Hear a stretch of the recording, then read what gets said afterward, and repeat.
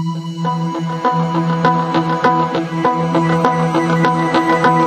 future is a story yet to be written, a blank page waiting for our choices, our dreams, and our courage. Every step we take today shapes the world we wake up to tomorrow. With hope and determination, we step forward, turning possibilities into reality.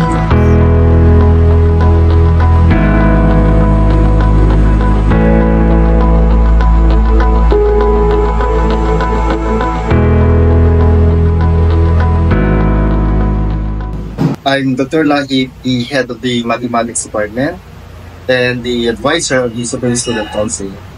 Manatawin ka, gisur-surot I was 13 years in service here in Northern University. Nagkakaroon ng innovation in all areas, in all agencies, nagkakaroon ng innovations. So meaning, mas mabilis lahat ng proseso and everything just because of this innovation. So, yun ang kita for this 2015. For now, di ba ang bilis ng pagbabago sa lahat. So, kung titingnan natin, it depends on the generation. So, there's changes for everything, especially on the process for everything. Excited and worried? Yes, sir. I'm excited kasi, you know what, hindi natin naisip yung mga nangyayari ngayon. So just because of this innovation and this technology, ang ganda. If you embrace it, ang ganda. Nakikita natin na maganda, maging progressive. Everything maging maganda yung maging resulta just because of these technologies. Like so po, we are now at the 2025, year 2025. So nakikita natin na parang hindi pa siya, although kahit nakikita natin that there's a lot of innovation and technologies na develop, pero parang marami pa kasi ang bilis. Like, tingnan natin mga gadget natin sometimes is kahit may mga develop, pero on the next year again, magkakaroon ng marami na which is surprise us na napakadami nating magagawa with these technologies. Ganda talaga ng maraming development, sa mga innovation. Maganda. I'm so excited kasi I know that this is very helpful to us, especially to the young ones. Kasi sa amin kasi, namulat na kami sa mga previous na hindi pa ganun kaano yung mga technology na ginagamit dati. Parang it's manual pa before. Pero ngayon is, parang hindi namin ang maganda lang we are adapted talaga sa mga new technologies nila na which is very helpful to our work. So, yung nag-worry lang ako kasi as I said kanina, parang nagkakaroon ng pag-abuso sa mga technology na to, siguro magiging pangit ang impact sa mga estudyante. If you know how to use it, makikita natin talaga yung design na maganda to our future. Pero if not, nakakaroon tayo ng negative impact, lalo na sa mga bata.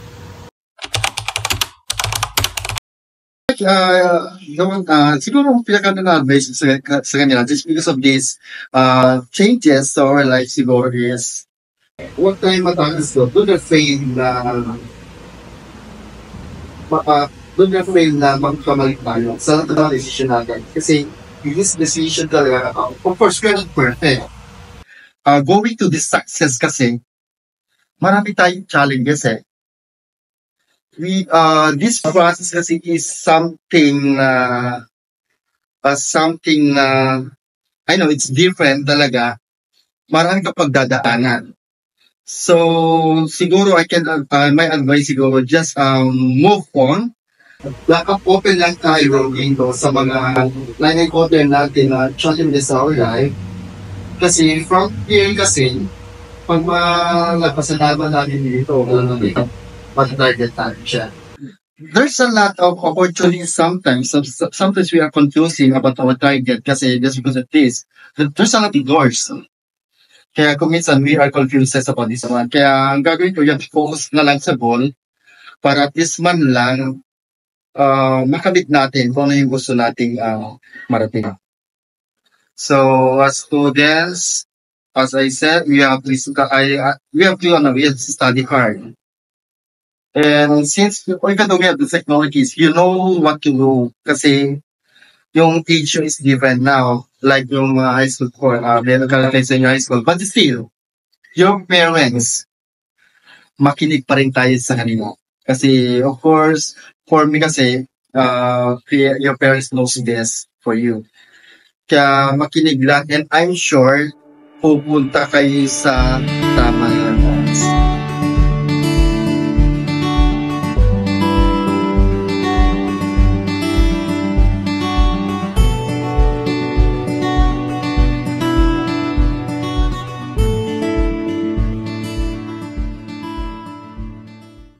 Our project, which entitled The Voices of Wisdom, Reflection on the Future, ti maibagak lang or for me, aji imbaga ni sir nga para kanya tayo is dapat si tayo nga student, si tayo nga youth, aware tayo dagiti innovations or changes around us, whether it's all about the education, about the at the course tayo which is medical technologies, or anya pa ibang innovations like technology.